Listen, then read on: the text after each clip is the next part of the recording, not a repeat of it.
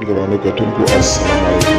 زه محمد سلمان همدرد د حق غږ پښتو چینل خبري لنډیز کې ستاسو کوربه د ستاسو پام را اړوم د مهمو خبرونو لنډیز د پخواني ولسمشر حمید کرزي دفتر وایي ښاغلي کرزي د روسیې هیواد په بلنه په مسکو کې د سولې په تړاو جوړېدونکي کنفرانس کې ګډون کوي.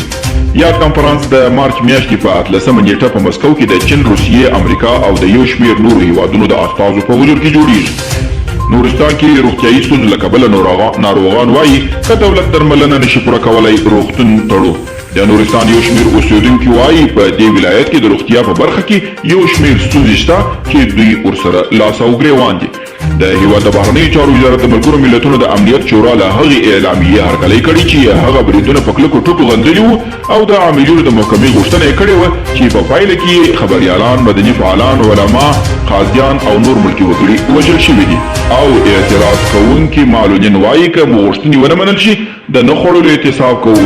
یو شمېر معلولینو چې نږدې 3 میاشتې کې د ولسي جرګې مخته یې د اعتراض خیمه درولې وه وایي که یې غوښتنې ونه منل شي د نه خوړلو اعتراض به وکړي.